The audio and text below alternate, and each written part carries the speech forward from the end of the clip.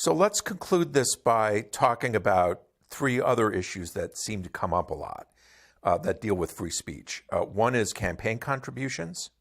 Another is the right of students in schools to be able to have free expression. And finally, the issue of whether the First Amendment in any way applies to private entities who want to restrict the expression of people with whom they interact. Sure. Let's talk about campaign contributions first, because campaign contributions arguably are a place where people want limitations.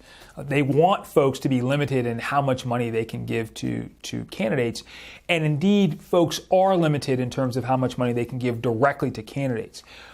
But then the question is, what can you do outside of giving money directly to candidates?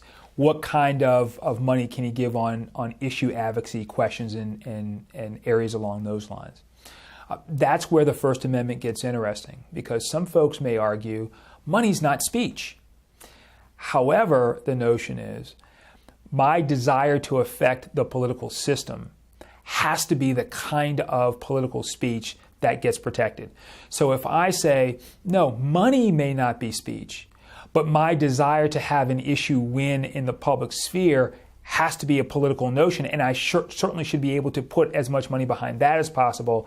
That's where we get into issues that are related to Citizens United and other cases and other situations along those lines.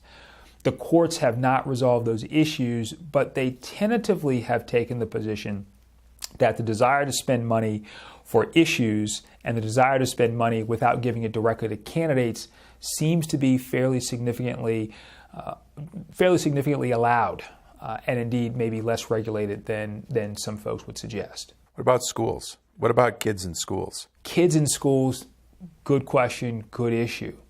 It can be particularly difficult to get one's arms around because the suggestion is made that students' rights don't end at the schoolhouse door.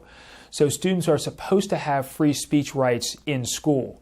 However, we've got to figure out what's the scope of those rights? What are the parameters of those rights? So school officials have to have the ability to keep reasonable control over schools, because the point is that learning is supposed to go on in schools. So we have to balance those rights. We have to balance those considerations. And courts have pretty much done that by saying students do have free speech rights as long as they don't impinge on the learning that's supposed to go on in schools. And the officials who have to generally make that determination are the school officials. So from the student's perspective, it may appear as though there's less free speech in schools, but it's an instrumentalist vision. That is, the principals need to make the determination what's okay in schools, how much free speech is sufficient, as long as it's consistent with allowing other school children to learn. And then let's conclude with the issue of private individuals or private corporations, entities, and so forth, and whether the First Amendment in any way affects them. It's always good to remember that the Bill of Rights in general and the First Amendment in particular are limitations on government. Yeah, they started as limitations on the federal government through notions of selective incorporation. They now also apply to state governments and local governments, but they apply to governments. So private entities are allowed to restrict your First Amendment rights. Or I should say, private entities can't restrict your First Amendment rights because the First Amendment doesn't apply to private entities. So one's employer, for example, assuming one's employer is a private employer, your employer can tell you to stop saying particular things. That's perfectly acceptable. And they can terminate you for saying those things in most circumstances and in most places. And that's not considered to be a limitation on one's First Amendment rights.